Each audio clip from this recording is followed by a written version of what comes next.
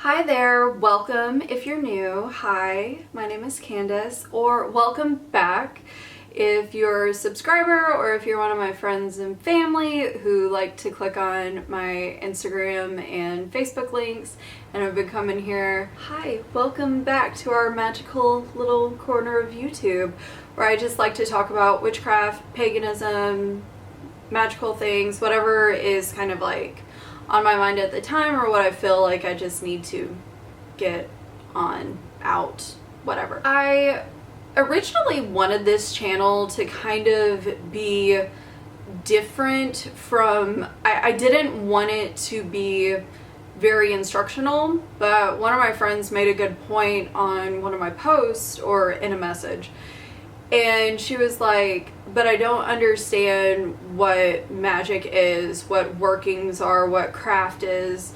And I'm kind of like, oh, okay, I guess I do need to at least give a basis of like understanding of what I mean when I'm saying certain things in videos and kind of like what my thought process is. And another reason why I didn't really want to make a video like this was also because I'm still formulating a lot of these thoughts, but preparing the outline for this video, recording it once or twice already, has given me a lot of time to talk through some of these ideas and concepts. I've done more reading, I've done more research in the process, and I feel pretty good about being able to talk about this, at least at first. That my mind will probably change, most likely. It would be weird if it didn't. And also, you don't have to agree with anything that I say here. There is no singular definition for any of these concepts. They're very large and diverse and actually kind of vague. So if you don't agree with it, that's fine. I would love to know what you think magic and witchcraft are. I personally would love that. So let me know in the comments. Yeah, and we can have a discourse. But anyways, on to it. So I'll just start out with kind of like my bias and where I'm coming from. If you saw my last video where I kind of talk about like my religious upbringing and how I got to the point where I'm at now with witchcraft and paganism, you'll have a good idea of my bias. But just real quick, sweet, short, simple, to the point. I grew up in a Christian household in the South in the US, and I was pretty much an atheist for most of my life. And now I'm a pagan witch, so there you go. That's my bias. So the two that are the easiest to define, that I'll just get out of the way real quick, at least in my mind, they're the easiest to define, are witch and witchcraft. A witch is someone who performs magic. Witchcraft is the act of performing magic. Okay, so since I do have friends and family coming over from other platforms who may not have seen these types of videos before, it seems simple and like I don't need to say that, but I'm doing this more so for them. So we're past that. So now, what is magic? The way that I look at it is magic is the purposeful manipulation of energies in order to gain a desired result.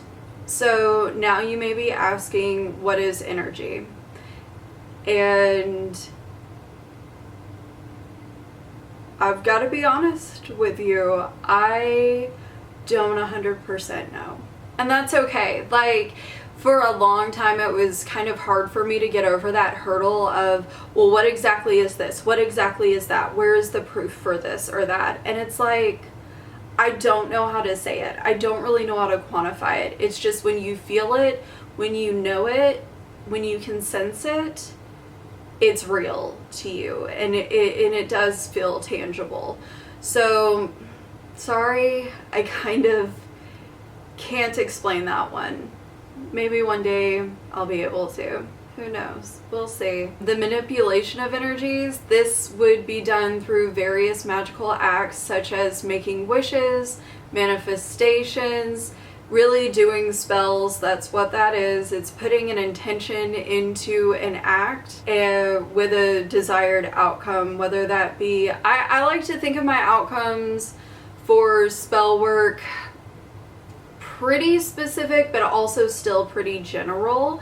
So whenever it comes to protection work in regards to where I worked at in DC around the time of inauguration, we needed protection. So like I had a protection spell that I did, but it wasn't like super specific, but the idea of protection is more of what I focused on. Hi there, Editing Candace here. So I did not define manipulation, and then whenever I tried to define energy, I used the word in my definition.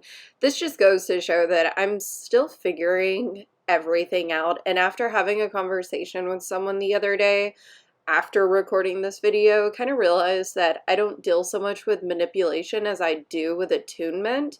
So maybe I'm manipulating my own energy, but not the energy of others or of nature. It's more about attuning my needs, wants, desires to those of the universe, however you want to see it. I'll get more into attunement later, but just kind of wanted to clarify that real quick, like, thanks. Another way that you can look at it is that magic is basically the acts, the results that science cannot yet explain. And I think Jessie Huntenberg mentioned that once. I'm sure a lot of people have used that definition, but I most recently heard it from her. I believe this to be totally true. Just like she said in one of her videos, just because we can't explain it doesn't mean it's not real. We have tons of explanations for a lot of things right now, so it's kind of hard to put ourselves in that place of not knowing that our ancestors would have been put in. And then even today, there's lots of stuff that we still do not fully understand, such as dreams, such as how meditation works, a lot of things related to consciousness we haven't fully understood. If you think about it, for a while, earlier forms of medicine, they may have worked, but there wasn't really quantifiable evidence for it. It was more of a trial and error, whereas now we can look at these things by the numbers and we can explain it through science and math. I don't think that everything absolutely has to be able to be explained by science and math for it to be true. So another way that I practice magic is by reverence for and attunement with nature. Again, there are these energies that we are connected to the earth, this idea that we are at our essence a piece of the universe, and becoming more connected with the earth and the elements of nature and some of those spiritual aspects of it that our ancestors would have done makes me feel more connected to the universe as a whole. And a lot of the time I feel as though I can get very lost in that. I feel very small and very overwhelmed when I think about the universe. I feel very small and kind of overwhelmed whenever I think about like even just our galaxy. Like when I see pictures of outer space and like galaxies, I actually get a little touch of vertigo because it's like I have to immediately ground because it's so overwhelming. So for me, that is a spiritual, magical experience because it helps me find my place in the expanse. So another way that I like to do magic is through work that I believe that my ancestors would have done. By no means do I think that you have to do or practice the same way that your like bloodline had practiced if you want to venture out and learn about other ancient practices. Of course, you totally should. I love learning about other ancient practices as well. There's just something so connective, and I feel like that's it now that I'm recording this for the 18th time. Connection is definitely a key word that I'm finding coming up in this little discussion to my camera. But being connected to those ancestors and to those ancient ways, it does connect you to. They're doing lawn work outside. It's not helping my ADD.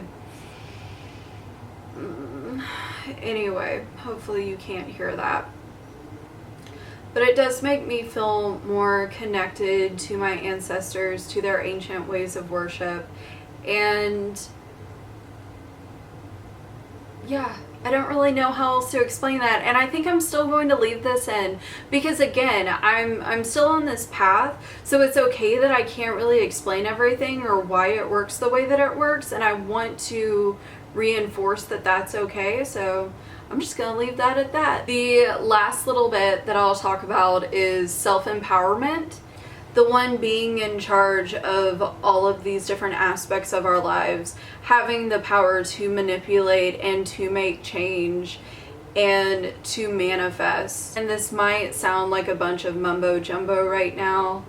I'm sorry, I've been talking for a while. I can actually feel my voice getting hoarse. But the idea of being able to have some, and it's not even control over the universe, because at the end of the day, it's really, again, I'm going to use the word connection. It's really more so about aligning yourself with the universe and aligning yourself with the spiritual realm, with the moons, the tides, the seasons, whatever. It's not so much about control, I guess. Huh. Okay. It's more about connecting, which I know I've read that somewhere, but until you like work it through. This is why I make these videos, is so I can talk through this stuff.